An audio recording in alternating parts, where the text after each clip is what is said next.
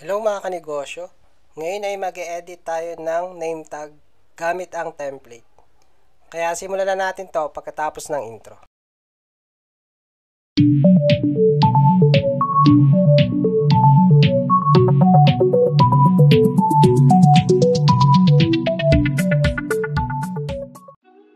Hello mga kanegosyo, welcome sa akin channel. Ang channel na to ay tungkol sa printing. Kung interesado ka sa mga ganitong bagay, pa-like, subscribe at hit mo na rin ang notification bell para updated ka palagi sa mga video na upload ko. Ang gagawin natin ngayon ay mag-e-edit tayo ng name tag gamit yung template. Una, ibuksan muna natin yung Photoshop.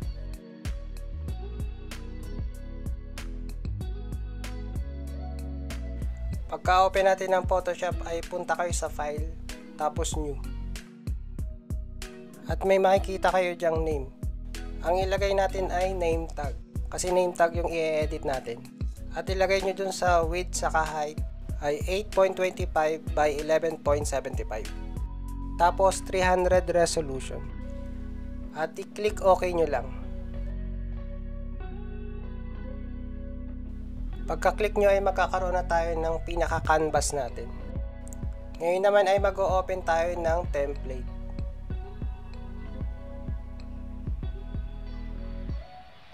Hanapin lang natin. Yan yung mga template natin. Pili tayo ng isa. Piliin natin itong one piece. Ito yung gagamitin nating template para sa name tag natin. Pagka-open natin yung pinaka-template, i-resize naman natin. I-resize ko siya ng 2.5 by 7 inches. Gamit yung crop tool. Mga kanegosyo, yung sizes pala nito ay depende sa inyo. Kung gusto nyo mas malaki o mas maliit yung name tag. Pero sa pagkakataong ito, ang ginamit ko dito sa pag-e-edit natin ay 2.5 by 7 inches. Itong sizes na to ay pwede nyong sundin, pwede ring hindi. Pagka sizes natin ay gagamit tayo ng type tool para makapag-type na tayo ng pangalan sa gagawin nating name tag. Mag-type tayo ng sample name. Ang ilalagay ko ay Juan de la Cruz. I-center lang natin at ilagay natin sa baba. Medyo liitan lang natin.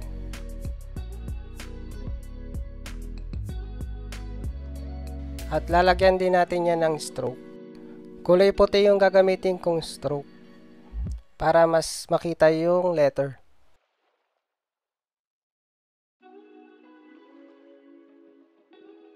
Ngayon naman ay duplicate natin. Hold Alt key lang, tas sa mouse, hold nyo yung left. Pwede rin Ctrl J para ma-duplicate nyo yung pangalan. At iwan nyo lang yung pinaka first name nya, yung Juan. Tas palaki natin. Tapos i-center natin.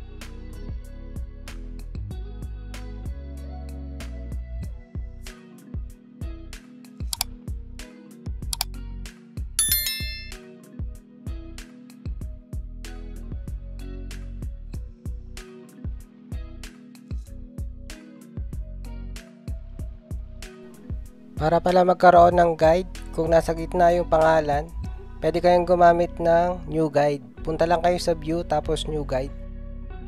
At ilagay nyo sa position ay 50% vertical. Yan para magka-guide kayo. Ngayon naman ay pupunta tayo sa image size. Click nyo lang ng sabay-sabay yung Ctrl Alt I para lumabas yung image size. Tulad na nakikita nyo sa screen. Babaguhin natin yung width at saka yung height. Gagawin natin 7 by 2.5 inches, 300 resolution. Then click OK. Medyo kapalan lang natin yung stroke ng pangalan na Juan.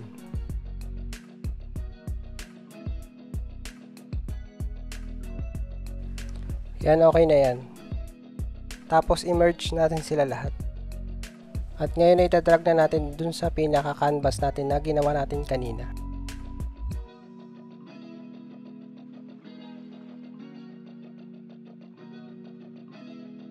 Ngayon ay nalagay na natin sa pinaka-canvas natin kanina.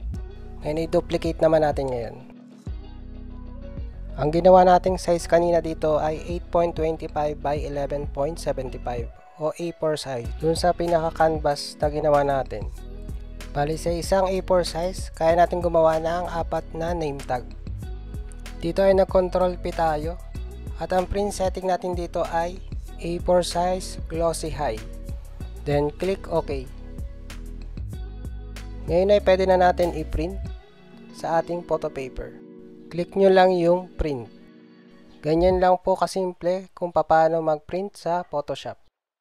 Ngayon naman ay papakita ko kung paano mag-print sa MS Word o Microsoft Word.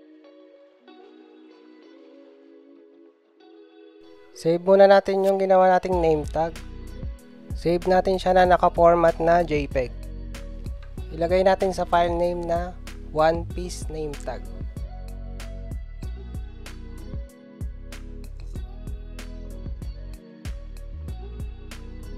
Ngayon ay nakasave na yan sa ating computer. Ngayon naman ay ilalagay natin siya sa Microsoft Word. Ang ilagay nating paper size ay A4 size.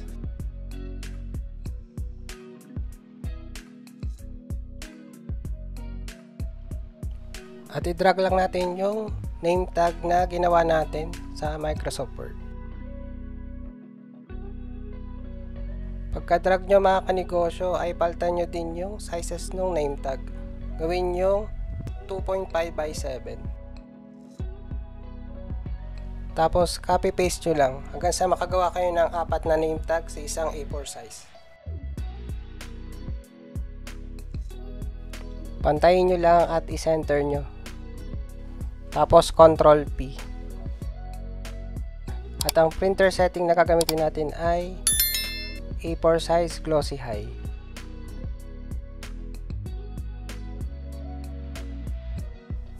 At yan ay pwede na natin i-print. Click nyo lang yung print.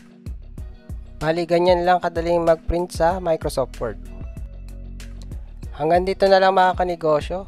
Pa-like, subscribe at hit mo na rin ang notification bell para updated ka palagi sa mga video na i-upload ko na may kinalaman sa printing business. Thank you!